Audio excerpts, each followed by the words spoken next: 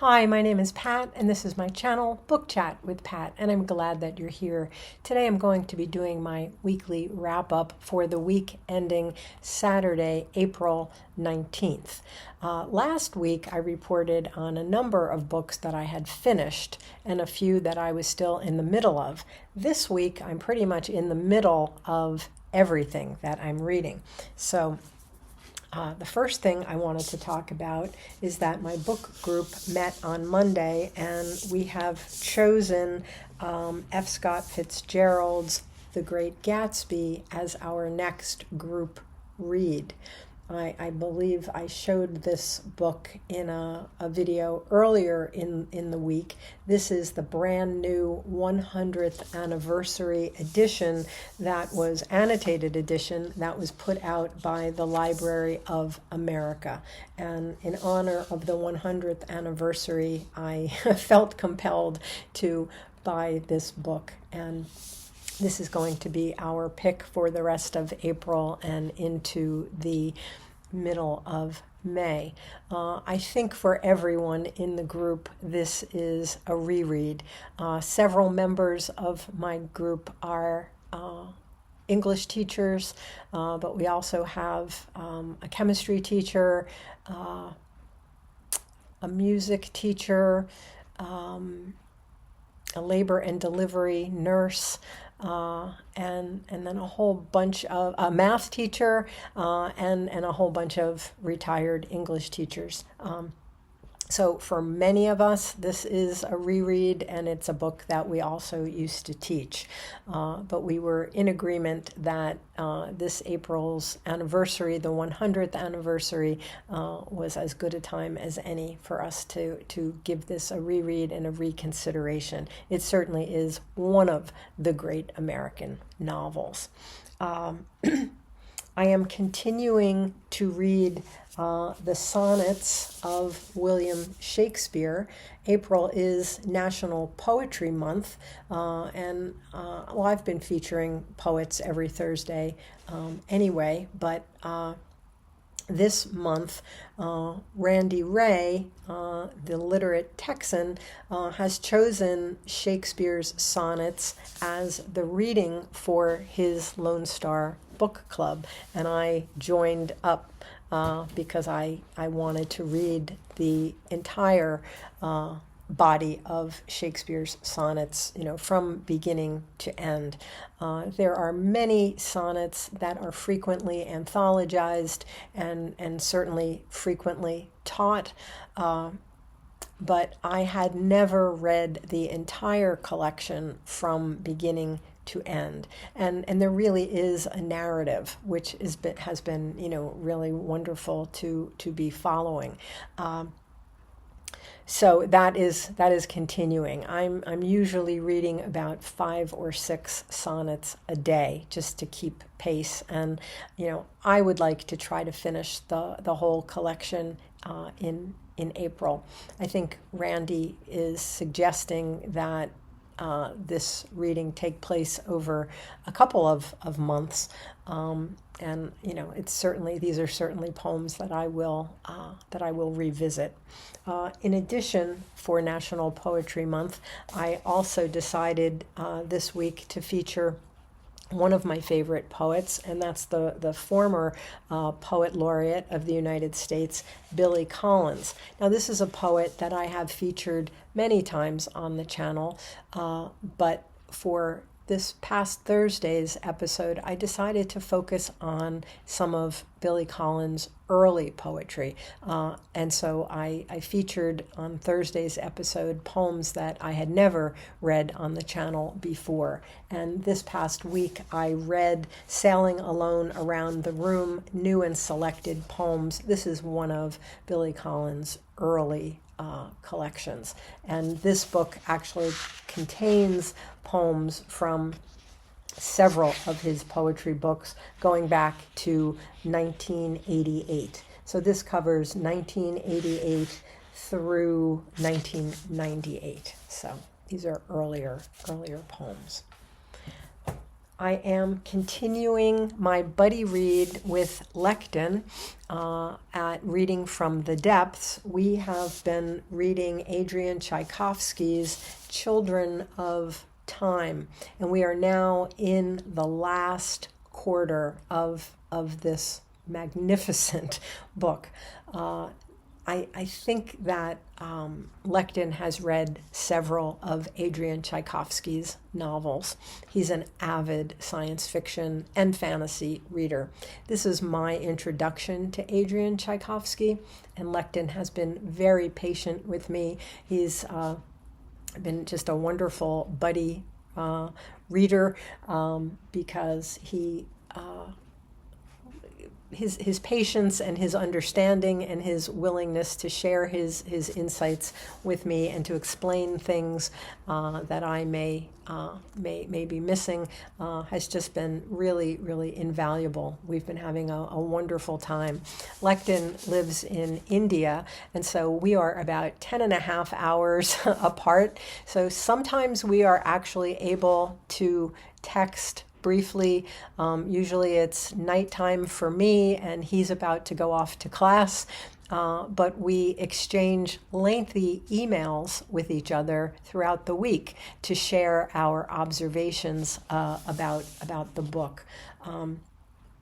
I believe that I will continue. This is the first in a 3-part series, and I believe that I will continue with this series after we finish up this week. I'm probably going to finish this today, actually. Next, I have been engaged in a magnificent group read that was started by Roy at Roy Reads Anything. And this is a group read of selections from James Joyce's Finnegans Wake. Now, we're all kind of approaching this somewhat differently.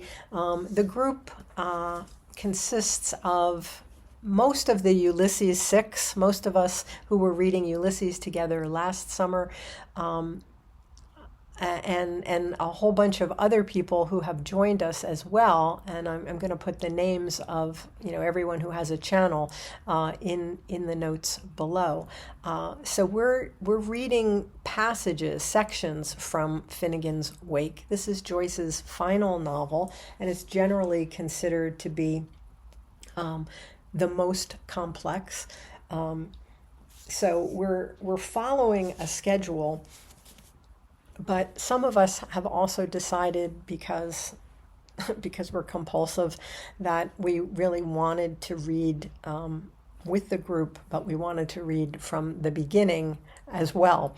So I'm doing both. I'm reading the sections that the group is reading, and I've gone back to start the novel at the beginning. And it's not like it really makes a difference because the novel is circular. In fact, the novel begins in the middle of a sentence. It begins where the novel ends. It's supposed to feel like a dreamscape, whereas Ulysses was the story of one day in the life of a man in Dublin. Finnegans Wake is a night. It is a nighttime. It is a dreamscape. The novel is virtually impossible to understand if you're reading for, plot, if you're reading for what happens next. So we've kind of all abandoned that.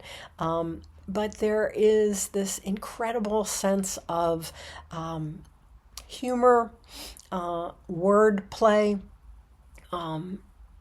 a musicality of the text that is just really, really rich, and everyone seems to just be willing to kind of let go and just be with this very unusual and sort of magical text. I can't tell you really what this book is about. yet. I'm gaining some insights. I am both listening to it and reading along, and I'm listening to some performances of the text as well, which have just been really magnificent. I am reading some guides to go along with it.